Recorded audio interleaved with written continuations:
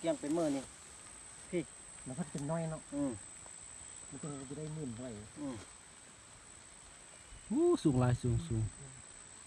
เป็นเอเบปะนะ เลือกซีดกกมันเป็นฮันยา ซีดกกมันที่มันเป็นเอาลายนะ เรากกบ่ไอ้เด็กกกน้อยกะเวลาตัวย่างไปตัวเสี้ยตัวเบิ้งบ้านมันเยอะแม่คือหัวติ้งทำนี่คือกกนี้เนี่ยตัวเบิ้งเห็ดถ้าเบิ้งบ้านมันเยอะมันนั่น เอาประกูดเนอะ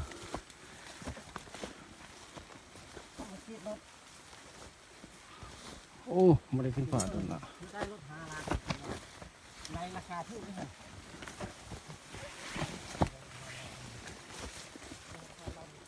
คันไรมันคันไฟยังเกาะมันแปดล้านแบบนี้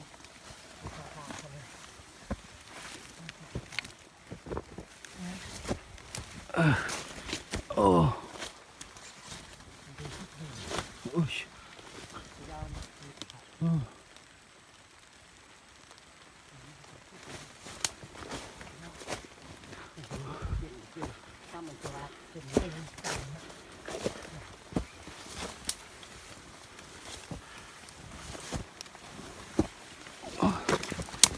อุ้ย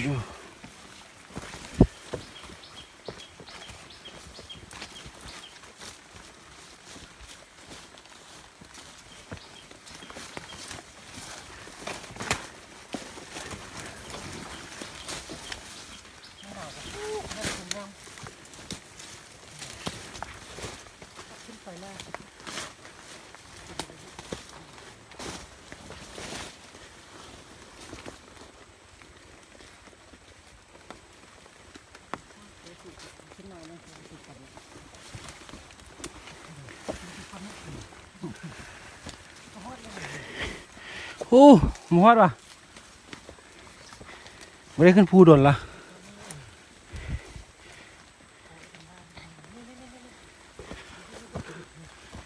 เจอแล้ววะกูดนี่ก่อนดูนี่เยอะนะขนาดน่ะเล็ดเลยไรเด้อ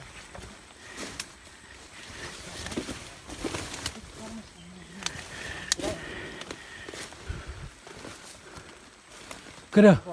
เห็นนี่จะไม่เกี่ยวนี่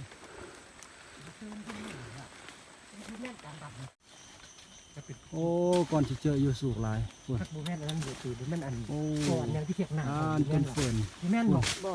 สูงขนาด ที่เทียบหนาเหนืออันใดเป็นปืน ประ น้ มา อย ณ30 เมตรต้นไม้นี่ได้ยาวได้วะ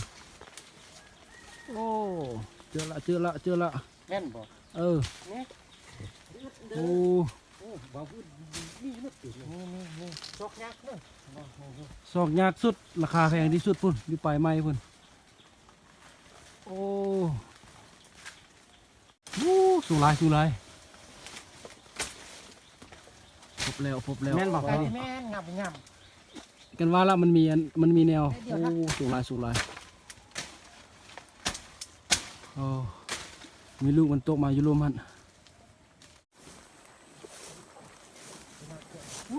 มีปลาคนโด่งมาโอ้เกือบจอมผา